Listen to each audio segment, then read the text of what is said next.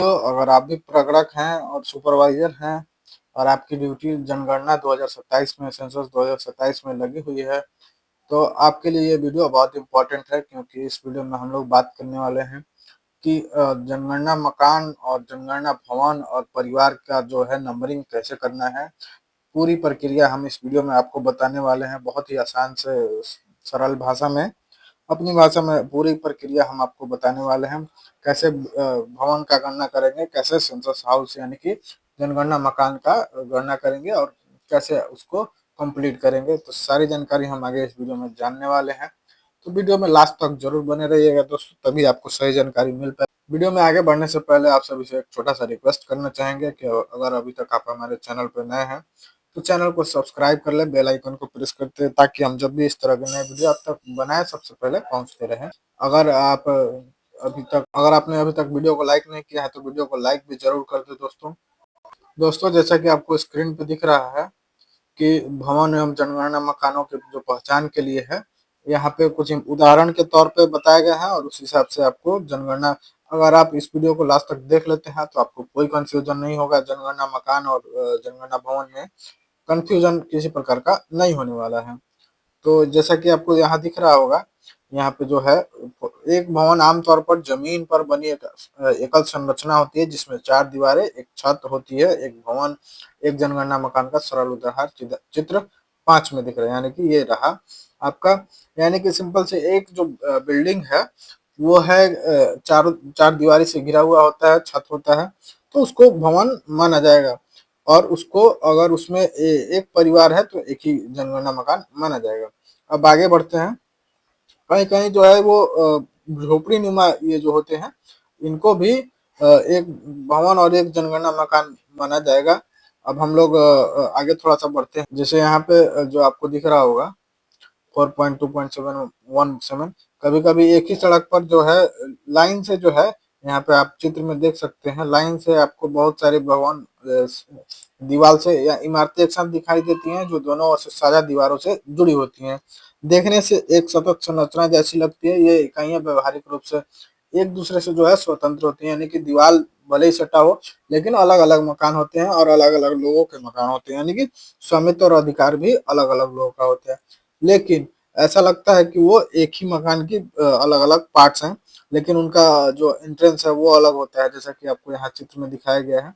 यहाँ पे एक मकान है, 2 3 4 5 और 6 7 8 9, ऐसे करके 9 मकान है, लेकिन इसमें सबका वो अलग अलग है, अलग अलग मकान है, तो इसको सब हम लोग अलग अलग मानेंगे। अब थोड़ा सा आगे बढ़ते हैं। अब क्या है कि बड़े शहर में जो है वो बहुमंजिला मकानें होती हैं, जैसे कि ये अपार्टमेंट टाइप हो गया। एक ही बिल्डिंग में भवन तो एक ही होता है, लेकिन उसमें अलग अलग फ्लैट होते हैं अपार्टमेंट में। तो इसमें एक नंबर दो है, 2 3 4 5 6 7 8, यानी कि कुल 8 मकान है। तो इसका नंबरिंग कैसे करेंगे, यहाँ पे लिखा हुआ है M1 और 8, यानी कि मकान संख्या, सॉरी, इसका जो है मकान संख्या 8वां है, और इसमें कुल 8 मकान भी है। इस प्रकार से इसका नंबरिंग किया जाएगा, यानी कि 8वां जनगणना भवन और 8 जनगणना मकान, यानी कि बिल्डिंग नंबर 8 और number of census houses 9, sorry 8 हो जाएंगे। अब नीचे जो बात करते हैं, इसी प्रकार से इसी इसी बिल्डिंग में अगर मान लीजिए उसमें नंबरिंग दिया हुआ रहता है, जैसे कि बहुत सारे अपार्टमेंट्स में, बड़े बड़े शहरों में जो नंबरिंग दिया हुआ रहता है ऑलरेडी, तो उसको भी इसी प्रकार से माना जाएगा। और फिर हम लोग आगे बढ़ते हैं। जैसे कि आपको पता है कि एक ही हाता है, जैसे ये जो आपको दिख रहा है ये हाता है, मान लीजिए ये हाता है, और इसमें तीन जो है अलग अलग बिल्डिंग है। एक ही हाथे में तीन अलग अलग बिल्डिंग है, जैसे कि एक ही बाउंड्री होता है, उसमें अलग अलग का अपार्टमेंट होते हैं और उसमें अलग अलग फिर फ्लैट्स होते हैं। तो इसके लिए क्या होगा, जैसे कि ये जनगणना मकान संख्या, सॉरी, बिल्डिंग संख्या 1, जिसमें 1 2 3 मकान हुए, 2 में भी 3 हुए, 3 में भी 3 हुए, तो इसको ऐसे लिखेंगे, एक मकान और मकान संख्या 1 और बिल्डिंग सेंसस हाउस 3, मकान संख्या 2 बिल्डिंग सेंसस हाउस 3, मकान संख्या बिल्डिंग नंबर 3, सेंसस हाउस 3, इस प्रकार से हम लोग लिखेंगे। और फिर अब हम लोग आगे बढ़ते हैं थोड़ा सा, और भी बहुत सारी स्थिति होती है तो उसको भी जानते हैं। जैसे एक ही जनगणना मकान है और इसमें जो है आपको मैं बता रहा हूँ, कुछ मामलों में जनगणना मकान की परिभाषा को अक्सर से लागू करना मुश्किल होता है। ऐसे में स्वामित्व, आधिपत्य और एकल उपयोग के साथ साथ अलग अलग प्रवेश द्वार पर भी एक साथ विचार करना चाहिए।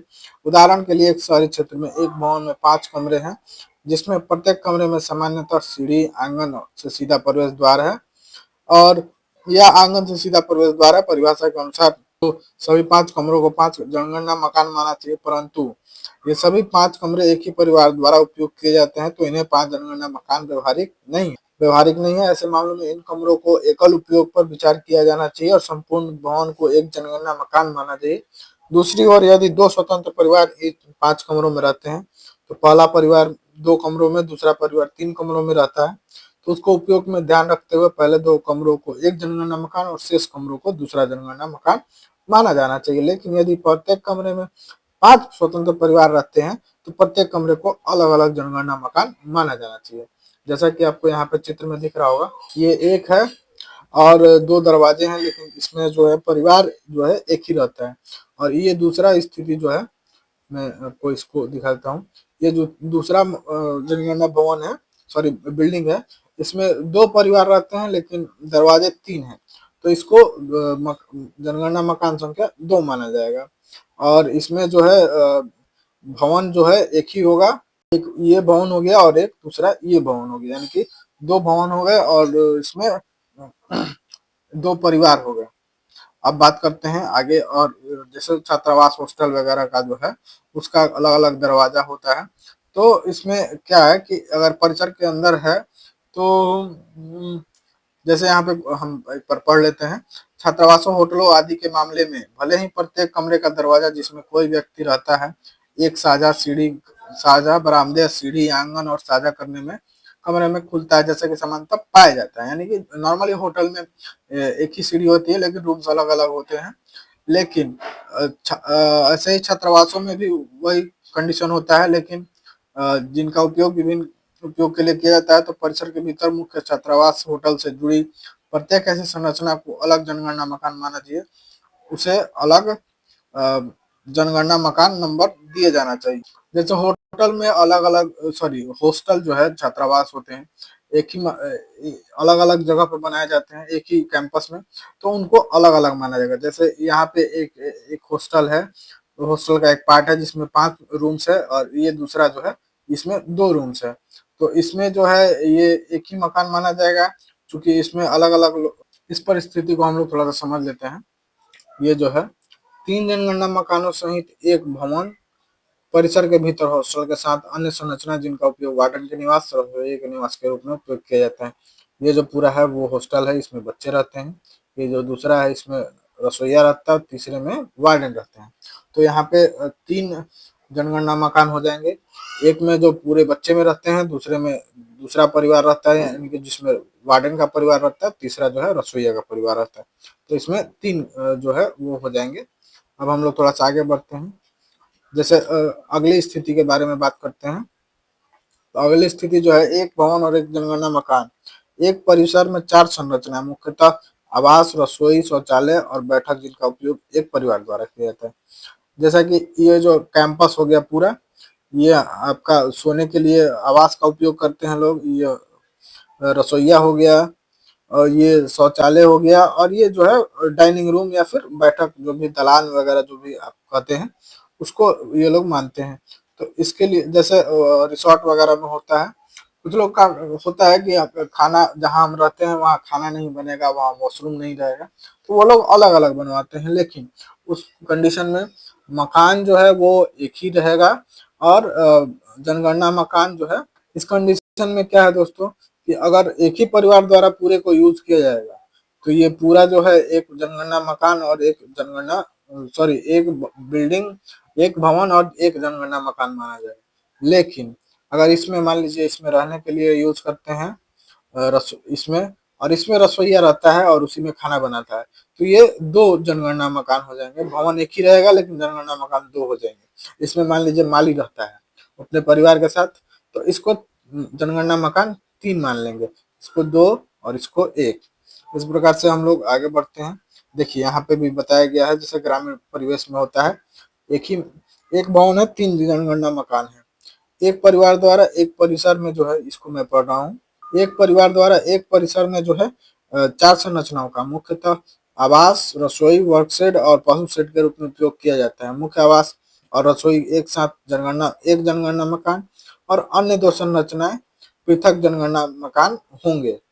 दिए हुए उदाहरण में यदि किसी, यानी कि जैसे रसोई है और जो है एक जो ये कैंपस है, मैं आपको दिखा देता हूँ। ये जो एक कैंपस है, इसमें जो है एक परिवार द्वारा किसी एक सीमाबद्ध परिसर में आवास, नौकर का क्वार्टर वगैरह का उपयोग किया जाता है। एक हाउसिंग यूनिट, एक भवन 2 जनगणना मकान होंगे। क्यों? क्योंकि एक जो है नौकर मालिक के परिवार का सदस्य है, अतः आवास और नौकर के क्वार्टर को एक साथ और एक भवन और एक जनगणना मकान दर्शाया जाएगा। दूसरा, यदि उपयोग पृथक परिवार द्वारा सम्मान या अलग उद्देश्य से किया जाता है तो उस संरचना को पृथक भवन और पृथक जनगणना मकान के रूप में माना जाता है। अगर मान लीजिए ये जो आवास हो गया और दूसरा जो ये सेवा कक्ष हो गया, तो इसको हम लोग अलग अलग मानेंगे। किस परिस्थिति में? क्योंकि अगर उसका खाना अलग अलग लोग, जैसे सेवक अपना खाना अलग बनाता है और मालिक का खाना अलग बनता है, तो उस स्थिति में अलग अलग हो जाएगा। अब बात करते हैं मकान सूचीकरण जो का उद्देश्य है, उन सभी संरचनाओं का पहचान करना है जिसमें मनुष्य रह सकते हैं। इसलिए पंप हाउस, मंदिर, अनाज भंडार, खेतों में बनी अस्थायी झोपड़ियां और इसी तरह की अन्य संरचनाएं जिसमें सब लोग रह सकते हैं को सूचीबद्ध करना महत्वपूर्ण है। इन्हें भी भवन माना जाना चाहिए और उचित रूप से नंबर दिए जाने चाहिए। यदि संरचना इतनी छोटी है कि उसमें कोई व्यक्ति नहीं रह सकता तो उसे नंबर देने की आवश्यकता नहीं है। अब बात करते हैं जो मकान नंबर जो दिया जाना है, उसके लिए कुछ दिशा निर्देश हैं। जनगणना के उद्देश्य से मकान को नंबर देने का अर्थ यह है कि आपके मकान सूचीकरण ब्लॉक में स्थित प्रत्येक भवन और जनगणना मकान को एक व्यवस्थित रूप से आवंटित नंबर दिया गया हो और भवन नंबर तथा भवन में जनगणना मकानों की संख्या नजीर नक्शे पर दर्शाई गई हो। कृपया ध्यान दें कि भवन जनगणना मकान नंबर अंकित करने के लिए केवल अनुसूची में दर्शाए गए अंकों का ही प्रयोग किया जाना चाहिए। अब जो है थोड़ा सा हम लोग आगे बढ़ते हैं। भवनों को नंबर देना। अपने मकान सूचीकरण ब्लॉक में भवनों को नंबर आवंटित करते समय आपको 3 परिस्थितियों का सामना करना पड़ सकता है। जैसे नगर पालिका क्षेत्र है तो वहां पे भवनों को ऑलरेडी नंबर दिया गया रहता है। और दूसरा है जहाँ खुले प्लॉट संपत्ति के आधार पर नंबर दिए गए हों, लेकिन कई प्लॉट ऐसे हैं जहाँ अभी तक भवन का निर्माण नहीं हुआ है, जैसे कि जो प्लॉटिंग करके बेचा जाता है, प्लॉटिंग करके रखा जाता है, हाउसिंग कॉलोनी टाइप, जहाँ कुछ भवन बने हैं कुछ नहीं बने हैं लेकिन नंबर सब पे पड़ा हुआ है। तो वहां पे अगर नंबर उपलब्ध है लेकिन बिल्डिंग जो है वो अपूर्ण है या अव्यवस्थित है तो वहां पे कोई नंबर नहीं दिया। ये तीसरा दूसरा स्थिति हो गया। तीसरा जो है भवनों को कोई नंबर नहीं दिया गया। तो पहले प्रकरण में नगर पालिका वाला जो नंबर है उसको आप यूज करिए। हालांकि भवनों को नंबर देने के बाद बने नए भवनों को उप संख्या या नया क्रमांक दिया जाना चाहिए।